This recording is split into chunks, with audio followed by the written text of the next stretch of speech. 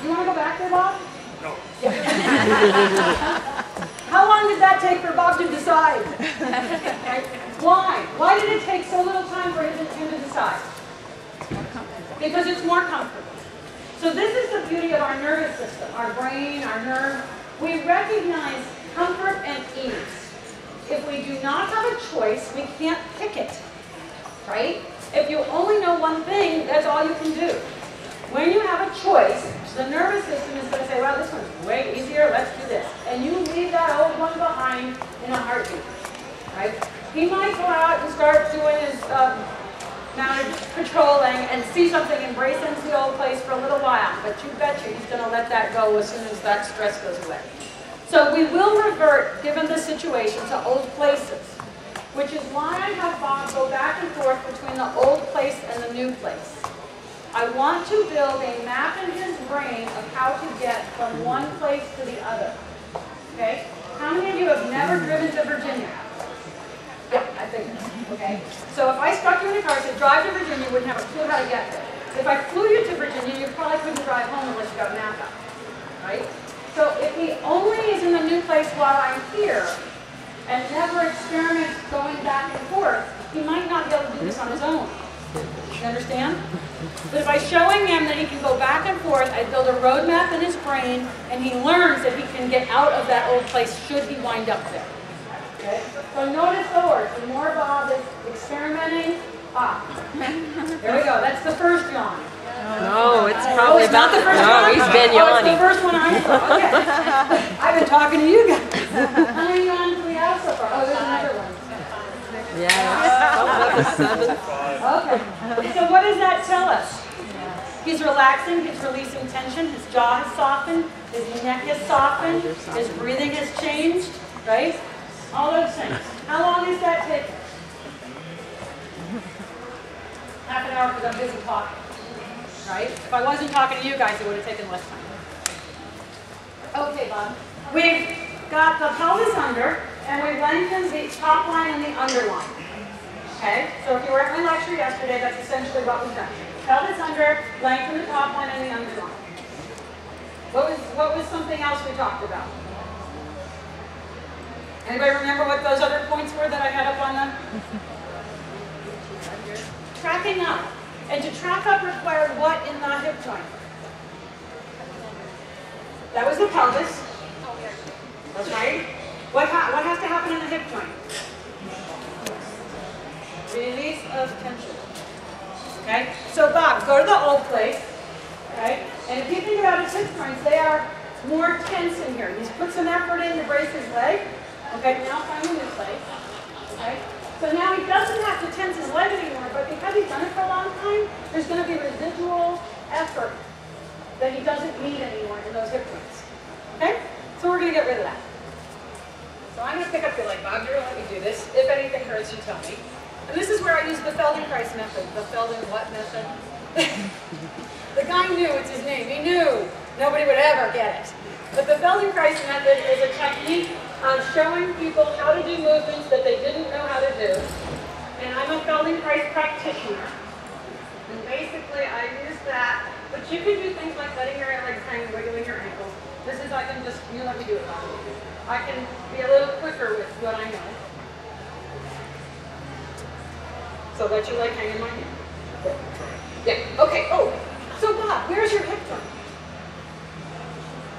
Okay, if you were pointing from the front of your body, where you would be pointing? Ah, he's pretty close, isn't he? Okay, so it might be a little more inward. Where's your hand? Maybe a little more inward. Feel where the movement is when I wiggle. Okay, let me wiggle. So notice right now he's not letting me move his leg, is he? Okay, he doesn't know he's not letting me move it, because that's how much unnecessary effort is going on in here. So your goal is to breathe, okay, and let your leg hang up. Hang in my hand, and feel where that hip joint is. So notice even when I let it go where this leg is, huh? Right? It doesn't even hang. So I'm going to mess with this for a little while. Until Rob's brain starts to go, oh, I didn't know I was putting too much work into it. Now, I have to be really careful with what I do. This is a professional driver on a closed track. Do not try this at home. Okay? I've got 10 10 years into this. So a lot of hours of learning how to handle people's bodies without hurting them, and knowing the movements I'm looking for in myself well enough that I can communicate that to someone else. There are lots of things you can do on your own. Just, I suggest you leave this one to me. Okay? So now, Bob, let me wiggle. And feel that movement in your hip. Okay?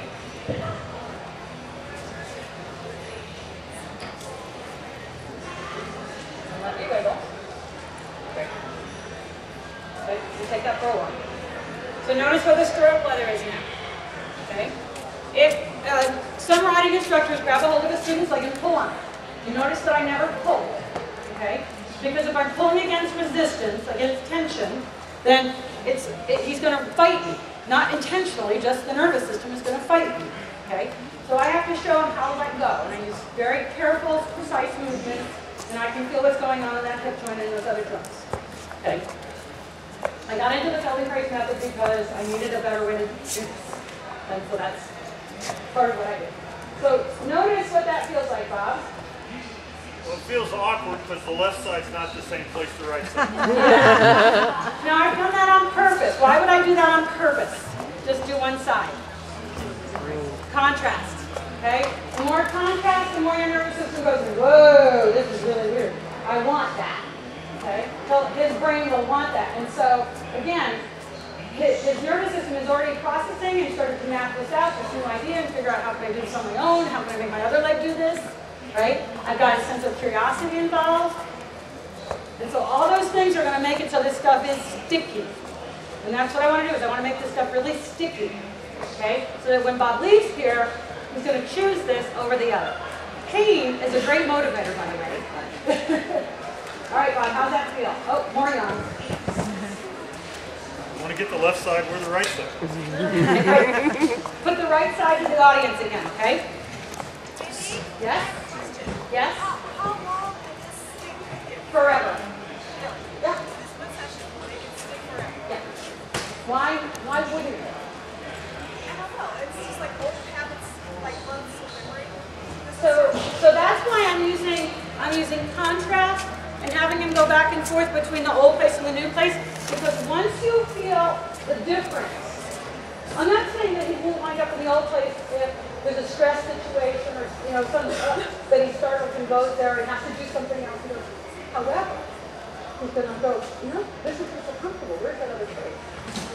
So that's the beauty of the way I do this, is that I give you the time. Notice that, I don't even need a big space, right? And all these changes are happening. And the horse is reinforcing it because the horse is relaxing and coming up on his back and he's yawning. So Bob, whether he likes it or not, wants this. He starts to crave it, right? Yeah, because it's more comfortable. And so he's going to start thinking about how to do this on his own and how to find that comfy place and what he not have to do anymore and what that other leg is doing that's different that this one isn't doing. Okay? And I've given riders one lesson and seen one 6 months later, and they never lost anything I showed them. We just went on from there. It happens all the time. And they might even improve after I've left before I get back. Because I think of it as if you're on a downward spiral, you're stuck going that way. I'm kind of flipping the direction, and so you're starting to come up out of that, and some people will progress beyond where I left them, some people will be right where I left them, but a lot of people think they've lost it. They go, oh, come on, I'm not that solid place anymore. And I push on them and they're rock solid. What changes is it doesn't feel new anymore. Okay? So they think I've lost it. Because it's familiar. And once it gets familiar, it's like you don't notice it. Okay? But you don't lose it. So now I'm using a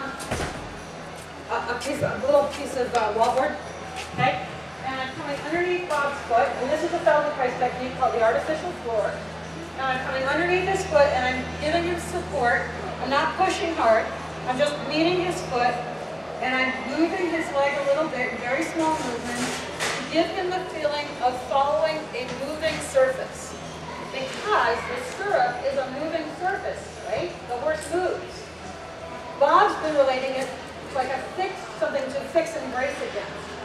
which is how most people relate to the stirrup. We brace against the stirrup. How many of you have been taught heels down? Okay. How many of you done it by pushing your foot forward? Yeah. Okay. Well, to me, heels down is not pushing your foot forward. It's letting the weight sink through your heel, which I will show you all how to do in a moment. Okay.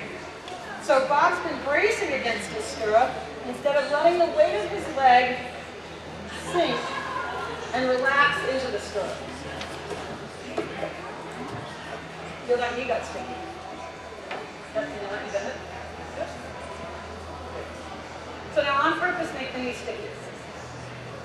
Yeah, and feel what happens here. Yeah, pushing.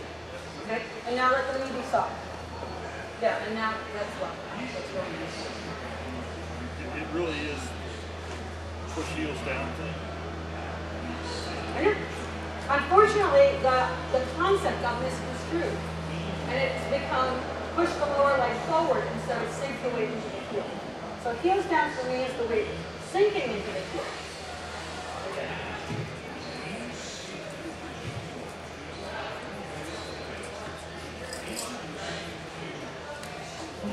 You like that?